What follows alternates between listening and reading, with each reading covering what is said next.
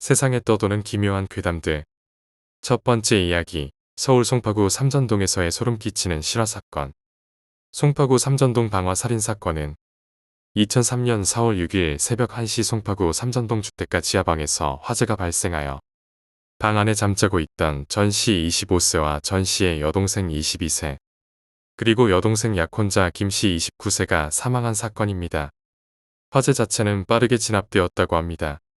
그런데 단순한 화재였다는 생각은 그때뿐이었다고 합니다. 화재 진압 후 진입하니 비릿한 피 냄새가 진동했다고 합니다. 경찰은 진입 후 피투성이인 채로 쓰러져 있는 세 사람을 발견했습니다. 서로 다른 방에서 숨진 채 발견된 세 사람은 이 집에 사는 전 씨 25세와 전 씨의 여동생 22세, 그리고 여동생 약혼자 김 씨 29세였습니다. 참혹한 현장만큼 부검 결과도 끔찍했습니다. 전 씨의 여동생은 몸에 12개의 칼에 찔린 상처가 발견되었고, 오빠 전 씨의 경우에는 몸에 9군데나 칼에 찔린 흔적이, 전 씨 여동생의 약혼남 김 씨의 몸에는 4곳이나 칼에 찔린 흔적이 발견되었는데, 이러한 흔적들은 모두 화재와 관계없는 누군가에 의해 살해된 흔적들이었다고 합니다. 사건의 발생 시기도 공교롭게도 전 씨의 여동생과 약혼남 김 씨의 양가 상견례를 마친 날 이러한 참극이 벌어진 것입니다. 상견례 이후 어머니의 치킨집으로 가서 가볍게 회포를 풀었다고 합니다. 다들 기분 좋게 술을 마시다 11시 반이 된 시각, 가게 뒷정리를 하는 어머니를 남겨두고 세 사람은 먼저 집으로 향했다고 합니다. 그 후 청소를 마친 어머니 박 씨가 집에 도착한 것은 12시 30분경. 그때까지만 해도 아무 일 없었고 1시쯤 박 씨는 집에서 나와 내연남의 집으로 갔다고 합니다. 부친은 어렸을 적에 사망했다고 합니다. 사망시간 추정 결과 박 씨가 집을 나선 지 20분 만에 참극이 벌어진 것입니다. 남매의 삼촌은 이 비극을 어린 두 남매를 키웠던 아흔의 노모에게 털어놓을 수 없었습니다. 경찰은 당시 현장 조사 결과 외부에서 강도가 침입한 흔적이 전혀 없었다고 합니다. 금품이 하나도 없어지지 않았으며 장롱이나 집안 세간들을 뒤진 흔적도 전혀 없었고, 그리고 이들 세 사람이 살해당했을 당시에 반항한 흔적도 전혀 없었다고 합니다. 세 사람이 살해당했던 그날 이 집에 들렀던 유일한 사람은 바로 전 씨의 여동생과 전 씨의 오빠, 그리고 약혼남 김 씨 이 세수에는 친어머니 박 씨가 유일합니다. 즉, 어머니 박 씨가 세 사람이 머물고 있는 집에 갔다가 다시 나온 새벽 1시 이후에 누군가가 이 집에 들어와서 세 사람을 죽이고 집에 불을 질렀다는 것입니다. 살인방화 사건이 일어난 시간대를 추정해보면 새벽 1시 20분경이라고 하는데, 어머니가 나가고 난 후 도대체 누가 이 집에 침입해서 세 사람을 동시에 칼로 끔찍하게 살해하는 짓을 저질렀을까요? 같은 동네에 사는 이웃 주민들의 말에 의하면 숨진 남매 다영 씨와 오도 씨는 평소에 매우 밝고 명랑한 성격이었다고 합니다. 이웃 주민들은 얌전한 성격의 전 씨의 여동생과 착한 성격의 전 씨의 오빠는 동네에서도 모범적으로 행동해서 남들의 칭송을 많이 받고 있었으며, 남들과 원한을 살만한 그런 사람이 절대 아니라고 했다고 합니다. 살인사건의 피해자가 된 두 남매는 어릴 적에 아버지를 일찍 교회고 홀어머니 밑에서 자라왔지만 그 누구보다도 밝고 명랑했다고 합니다. 어머니 박 씨는 남편을 여의고 난 후 혼자서 두 자식을 건장하게 키워냈다고 합니다. 외부에서의 침입 흔적도 보이지 않아 난감해하던 도중 현장에서 세 사람을 살해하는 데에 범행도구로 쓰였던 2개의 칼이 발견되었다고 합니다. 특이한 점은 그중 1개의 칼은 일반 가정에서는 쓰이지 않는 칼이라고 합니다. 살인사건의 가장 유력한 증거가 될 수 있는 2개의 칼에서는 불행하게도 범인의 지문이 남아있지 않았다고 합니다.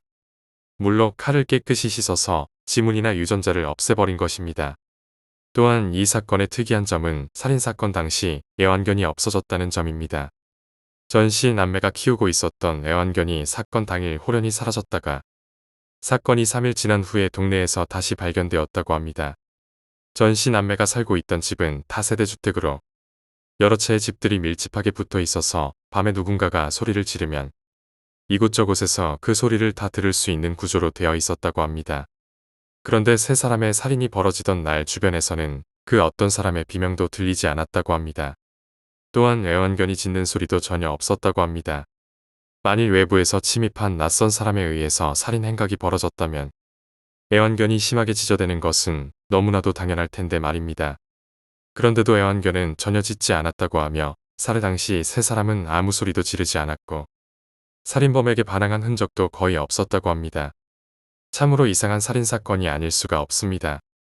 건장한 3명의 젊은이들이 동시에 살해당했으며 아무런 반항도 하지 않았다고 하며 또한 애완견이 전혀 짖지도 않았다고 하니 아마 수사에 대해 잘 모르는 사람도 면식범일 거라는 생각을 당연히 할 것입니다.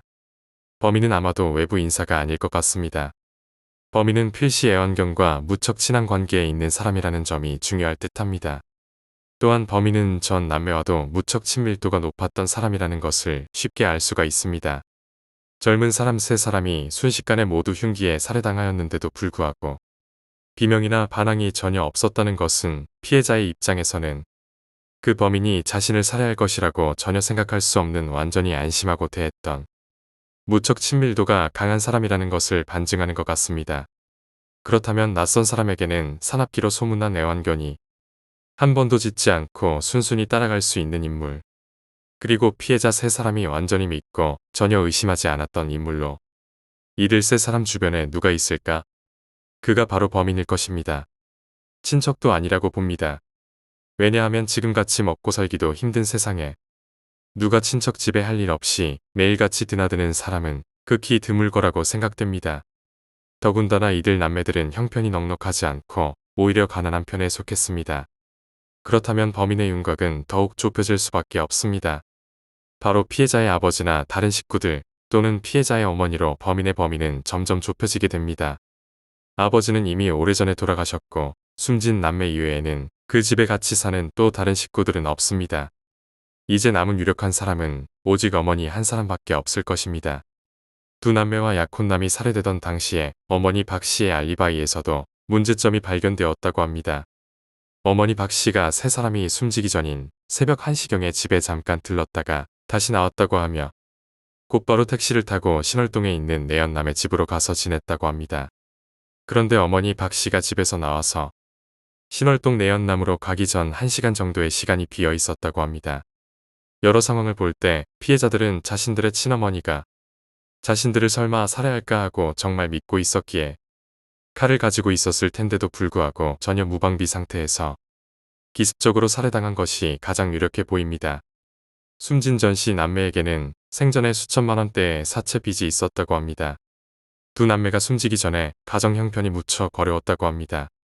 그런데 더욱 놀라운 것은 전 씨 남매의 사채 빚은 어머니 박 씨가 진 빚이라고 합니다. 어머니 박 씨는 평소에 많은 빚을 지고 있었다고 합니다. 박 씨가 살았던 동네 주민들의 말에 따르면 남매의 어머니 박 씨는 동네에서 여러 사람들에게 많은 빚을 지고 있었다고 합니다. 박 씨는 동네에서 조금이라도 안면이 있는 사람들이라고 하면 찾아가서 돈을 빌려달라고 수없이 돈 구걸을 하고 다녔다고 합니다. 그 결과 박 씨가 진 빚은 무려 4억 원에 달했다고 합니다. 빚이 더욱 커지자 박 씨는 어느 날 밤 아무도 모르게 사라졌다고 합니다. 또한 박 씨는 두 자녀 명의로 사채 빚도 많이 빌렸다고 합니다. 어머니 박 씨가 빌릴 때에는 자녀들 이름으로 빌리곤 하였는데 이런 어머니 박 씨의 무절제한 행동으로 인해 다영 씨와 오도 씨는 신용불량자로 전락한 상황이었다고 합니다. 어머니 박 씨의 무도한 빚 때문에 죄 없는 아들과 딸이 20대의 어린 나이에 빚더미에 올라섰으며 졸지의 신용불량자로 전락하고 말았습니다. 어머니 박 씨의 돈에 대한 집착은 엄청났다고 하는 게 동네 주민들의 한결같은 증언입니다. 그런데 숨진 남매의 친어머니 박 씨는 아들과 딸들이 죽기 전에 이들 남매 앞으로 수많은 생명보험과 종신보험에 가입해두고 있었다는 사실이 밝혀집니다. 자신의 남매 다영 씨와 오도 씨가 숨지기 4, 5개월 전에 어머니 박 씨는 4곳의 보험사에 다영 씨와 오도 씨 앞으로 생명보험 및 종신보험에 가입해 두었다고 합니다. 그런데 보험금 수령 조건의 대상자가 보험에 가입한 날로부터 2년 이내에 사망하면 약정 보험금의 20%밖에 탈 수 없게 되었다고 합니다. 그런데 거기에는 특례가 있어서 만일 타인에 의해 사망했을 경우에는 보험금 100%를 지급해 준다고 합니다. 즉, 자연사가 아닌 다른 사람에 의해 살해당했을 경우에만 보험금 100%를 탈 수 있다는 보험금 지급 조건과 정 씨의 남매의 살해 원인과 관련이 있을 것 같습니다. 왜 어머니 박 씨는 20세를 간 넘긴 자신들의 딸과 아들에게 죽기 몇 달 전에 갑자기 보험에 가입시킨 것일까요? 그리고 실제로 어머니 박 씨는 이들 남매가 숨지고 난 후 곧바로 3억 원의 보험금을 챙긴 사실마저 확인되었다고 합니다. 또한 자기 자식들이 숨지고 나서 어머니 박 씨는 순댓국 프랜차이즈 대표가 되었다고 합니다. 자식들이 죽자마자 거액의 보험금을 타낸 어머니 박 씨는 그 돈을 기반으로 해서 순댓국 프랜차이즈 사업을 시작한 것이며 자신은 프랜차이즈 본사의 대표로 취임해서 떵떵거리고 살고 있다고 합니다. 또 다른 사실은 어머니 박 씨의 남자 관계가 굉장히 복잡했었다고 합니다. 어머니 박 씨와 내연 관계에 있었던 신월동 내연남이 있었고 또한 그 외에도 여러 남자들과 관계를 맺고 있었다는 정황이 있었다고 합니다. 그리고 그 남매 살인사건 당시 용의선상에 있었던 박 씨의 다른 남자들과 달리 한 사람, 박 씨와 친했던 택시 기사가 용의선상에 올라가지 않았다고 합니다. 어머니 박 씨는 남매가 살해되기 전에는 무척 돈에 쪼들렸던 사람인데 남매가 죽고 난 후 택시 기사에게 고급 승용차를 하나 선물해 주었다고 합니다. 그 택시 기사를 그것이 알고 싶다 제작진이 만나서 박 씨에 대한 설명을 들었는데 그 택시 기사는 그 사건이 있던 당시에 강릉에 가 있었다고 합니다. 택시 기사는 자신은 그 사건과는 전혀 무관하다고 주장했다고 합니다. 그런데 그 택시 기사로부터 놀라운 소식 하나를 들을 수 있었는데 박 씨는 그 사건이 있은 얼마 후에 신내림굿을 받았다고 합니다. 그렇지만 경찰은 가장 강력한 살인 용의자인 어머니 박 씨의 직접적인 살해 증거를 잡지 못했다고 하며 어머니 박 씨는 교묘하게 살인 혐의를 피해 나갔다고 합니다. 정황으로 봐선 어머니 박 씨가 범인이 매우 유력하지만 경찰에서 뚜렷한 증거를 잡지 못한 것입니다. 두 남매와 약혼남이 살해되던 당시에 어머니 박 씨의 알리바이에서도 문제가 있습니다. 어머니 박 씨가 세 사람이 숨지기 전인 새벽 1시경에 집에 잠깐 들렀다가 다시 나왔다고 하며 곧바로 택시를 타고 신월동에 있는 내연남의 집으로 가서 지냈다고 하는데 어머니 박 씨가 집에서 나와서 신월동 내연남으로 가기 전 알리바이에서 1시간 정도의 시간이 비어 있다고 합니다. 그리고 경찰에서 사건 당시 박 씨가 탔다고 하는 택시에 대한 대대적인 공개 조사를 벌였는데도 박 씨가 택시를 타는 것을 보았다는 목격자도 없었고 박 씨를 태웠다는 택시도 전혀 나타나지 않았다고 합니다. 또 한 가지 특이한 점이 발견됩니다. 살해 당시 그 집이 온통 불타면서 범인의 흔적들이 모두 사라졌지만 딸 다영 씨가 쥐고 있던 손가락에서 한 움큼의 머리카락이 쥐어져 있었다고 합니다. 죽으면서 전 씨가 쥐고 있던 한 움큼의 머리카락이 유일한 증거가 될 수도 있었다고 합니다. 그런데 전 씨가 쥐고 있던 머리카락을 유전자 DNA 검사를 벌였는데 모근이 없어서 유전자 확인이 불가능했다고 합니다. 그래서 경찰에서는 전 씨가 고통에 못 이겨서 자신의 머리카락을 잡아뜯었던 것으로 추정했다고 합니다. 당시의 유전자 검사 기술이 발전하지 못한 상황이어서 머리카락의 유전자 DNA 검사에서 범인의 윤곽을 전혀 잡아내지 못했다고 합니다. 지금이라면 범인의 머리카락만으로도 충분히 범인의 윤곽을 알아낼 수가 있는데 그 당시는 2003년도라서 그러한 기술적 발전이 이루어지지 못했던 시기라고 합니다. 그런데 나중에 그 머리카락을 다시 검사해본 결과 그 머리카락의 유전자 DNA에서 숨진 전 씨와 어머니 박 씨가 모두 해당하는 유전자가 검출되었다고 합니다. 그 머리카락의 유전자 DNA는 숨진 다영 씨의 것이 될 수도 있고 어머니 박 씨의 것이 될 수도 있다는 얘기입니다. 그런데 경찰에서는 설마 친엄마가 자신의 친딸과 친아들을 죽인 살인범이 될 수가 있겠는가 하고 판단했고 어머니에 대한 수사를 적극적으로 벌여나가지 않았다고 합니다. 3명의 젊은이가 살해당하던 상황과 여러 가지 정황을 면밀히 살펴보면 범인은 단 한 사람이 의심됩니다. 구체적인 증거는 없지만 분명 여러 가지 확실한 정황들이 그 살인사건의 유력한 용의자로 살해당한 남매의 어머니를 지목하고 있습니다. 키가 185cm나 되고 몸무게가 90kg나 되는 건장한 약혼남과 오빠를 단 한 번의 저항도 없이 손쉽게 살해할 수 있었다는 것은 평소에 너무나도 믿었던 사람에 의한 기습적인 살인이었기 때문이 아닐까 의심됩니다. 주민들의 말에 의하면 어머니 박 씨는 자식들이 살해당하고 난 후 이틀밖에 안 되는 시점에도 슬퍼하기는커녕 냉면이 먹고 싶다며 말하면서 태연하게 냉면을 시켜 먹었다고 합니다. 사랑하는 자식이 둘이나 죽었는데 슬퍼하지도 않았고 다른 부모들과는 달리 박 씨는 자식이 죽은 지 이틀도 안 된 시점에서 맛있는 음식 타령이나 하고 맛있게 잘도 먹었다고 합니다. 또한 자식이 죽기 전에 재빠르게 보험에 가입해 놓았고 자식들이 죽자마자 기다렸다는 듯이 자식 앞으로 해놓은 보험금 3억 원을 타갔으며 그 보험금 중 일부로 자기 내연남에게 고급 승용차를 사주기도 했습니다. 자식이 먼저 죽어서 몇 달 동안 식음을 전폐하고 슬픔을 이기지 못해 자살하거나 폐인이 되는 보통의 부모들과는 비교해서 어머니 박 씨는 너무나도 다른 행동을 보였습니다. 현재 검색해도 뚜렷한 해결 소식은 보이지 않고 있습니다. 두 번째 이야기, 남양주의 여중생 집단 폭행 사건. 2007년 경기도 남양주에서 발생했던 여중생 집단 성폭행 사망 사건입니다. 당시 중학생이었던 사건의 범인들은 현재는 성인이 되어 일상생활을 보내면서 살고 있을 것으로 보입니다. 그들은 당시 10대 중학생들이 일으킨 범죄라고 하기엔 너무나 끔찍했던 남양주 여중생 집단 강간치사 사건입니다. 2007년 2월 27일, 아직은 한파가 채 가시지 않은 매서운 날씨였다고 합니다. 이모와 함께 어렵게 살아가던 여중생 제이양은 친한 친구인 비양을 만나러 남양주까지 오게 되었다고 합니다. 제이양과 비양은 동네 초등학교에서 중학생들의 축구 경기를 구경하게 되었다고 합니다. 당시 축구를 하던 이 군과 엄군이 시합이 끝난 후 비양에게 술을 사오라고 했다고 합니다. 이와 같은 기록으로 미루어 볼 때 장양과 이들은 원래 아는 사이였을 것으로 추측되기도 하지만 정확한 사실을 잘 알기는 어렵겠습니다. 다만 중학생인 나이부터 벌써 자기들끼리 술을 마신다는 점에서 그렇게 좋은 시선으로 보기는 어려울 것 같습니다. 아무튼 비양은 이들이 시킨 대로 소주 6병을 사왔다고 합니다만 당시 중학생이던 비양이 어떻게 6병을 사왔는지가 개인적으로 의문스럽습니다. 비양이 술을 사러 갈 당시 모였던 이들은 이군, 엄군, 김군 A, 김군 B, 박군, 조군의 총 6명으로 당시 이들은 이미 피해자인 제이양을 성폭행하기로 계획을 세웠다고 합니다. 한마디로 성폭행을 하기로 즉흥적으로 결정했다는 것입니다. 거기에 성폭행에 동참하기로 한 4명인 박군, 김군 A, 김군 B, 조군의 순서까지 정했다고 하니 제대로 된 인간인지가 의심스럽습니다.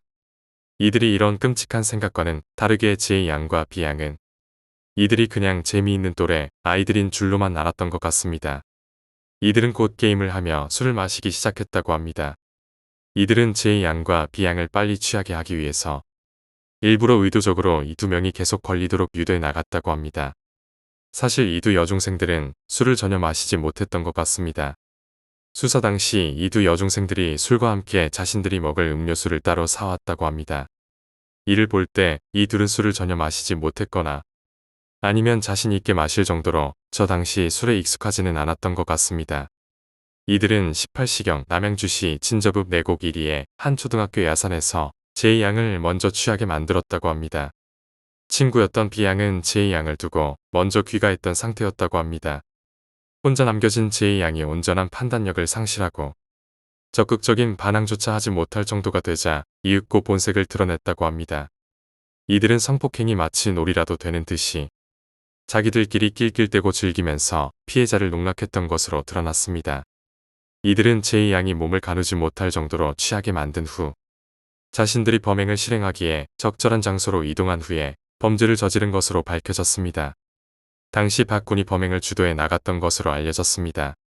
박군은 만취한 제이양이 몸을 가눌 수 없어 자신의 옆에 앉아서 어깨에 몸을 기대자 그대로 공범들의 도움을 받아 제이양을 업고 근처의 묘지로 데려갔다고 합니다. 그 후 박군은 제이양의 바지와 스타킹을 차례로 벗겼으며 같이 있던 김군과 엄군은 반항하는 제이양의 팔과 다리를 각각 붙잡고 있었다고 합니다.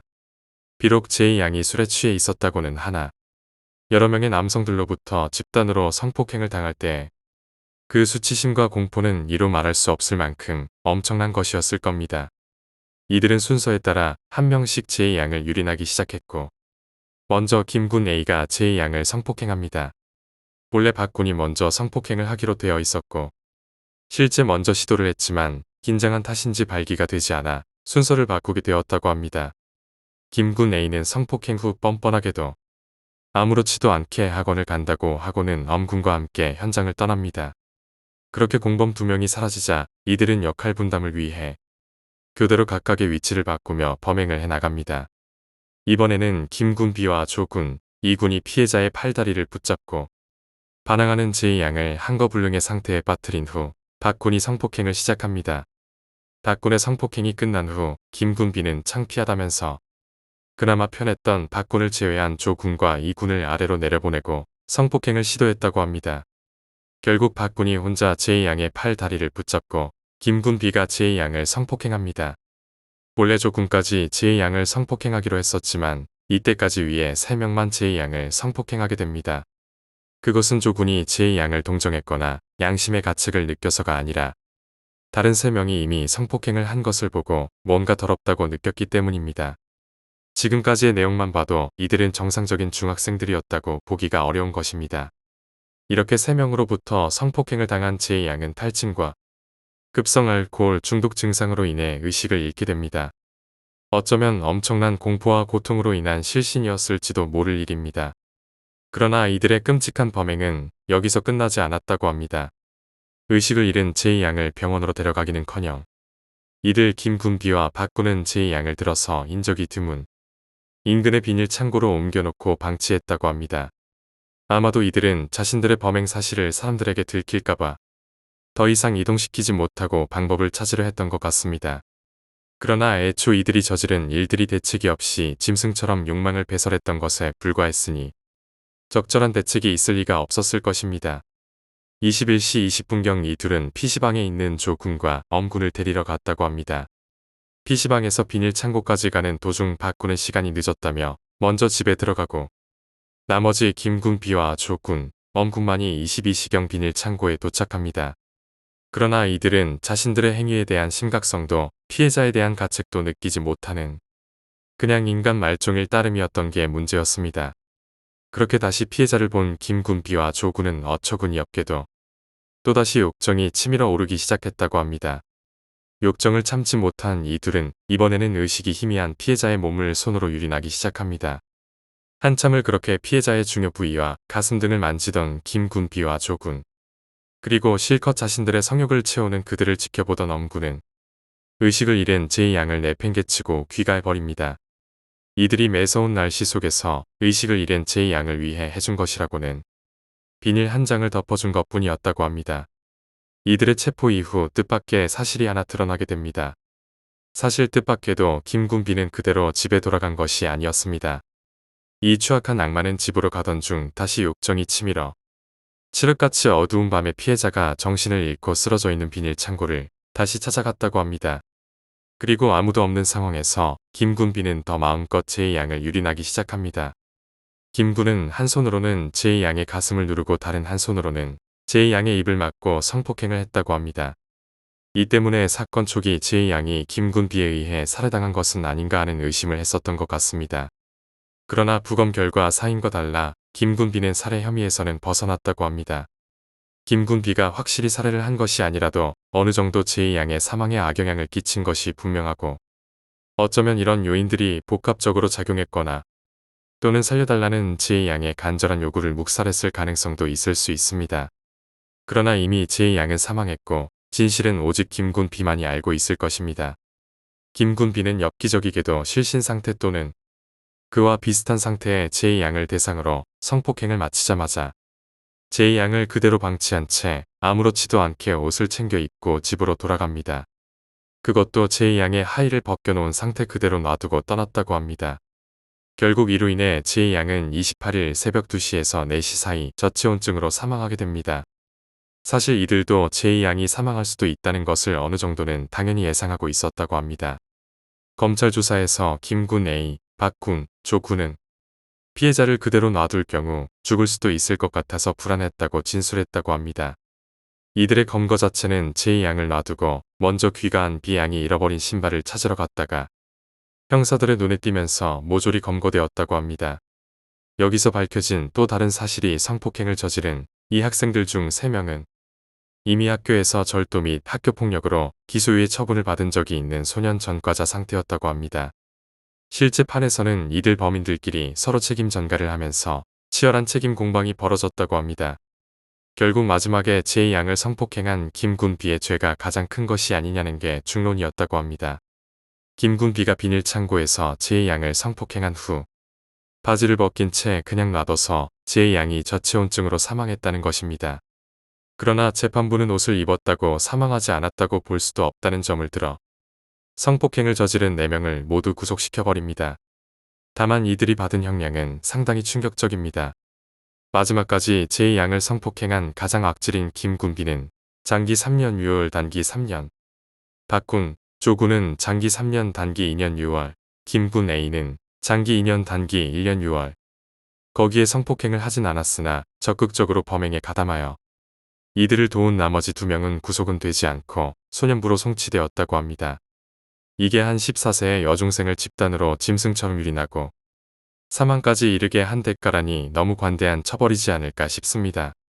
이들이 재판 당시 얼마나 파렴치하고 양심조차 없는 쓰레기들이라는 것은 위 진술만 봐도 알 수 있었다고 합니다. 결국 이들은 검거 직후에도 자신들의 범죄를 피해자 제2양의 탓으로 돌렸다고 합니다. 다시 한번 억울하고 비참하게 사망한 피해자의 명복을 빕니다. 나중에 이들의 심리를 분석해 본 결과 전부가 재범 위험성이 높은 고위험군인 것이 밝혀졌다고 합니다. 특히 이들 중 3명은 이미 다른 범죄로 기소유예를 받았었다고 하니 청소년들의 범죄에 대해 무조건 관용을 베푸는 것이 능사는 아니라는 것을 확실히 알 수 있는 대목인 것 같습니다. 범죄에 대한 아무런 책임을 지우지 않으면 분명히 그들이 다시 범죄를 저지를 확률이 굉장히 높다는 것입니다. 이런 범죄를 보면 세상은 그렇게 아름답지만은 않다는 것을 깨닫고 인정해야 할 때가 된 것은 아닐까 싶습니다. 요즘 청소년들의 범죄가 급증하고 있다는 뉴스를 보면 청소년에 대한 지금의 선처가 과연 최선의 방법일까 하는 생각을 하게 됩니다. 인성, 성격은 그리 쉽게 변하는 게 아니라고 생각합니다. 당시 범죄를 일으켰던 중학생들이 지금은 어떤 모습으로 살고 있을지가 궁금합니다.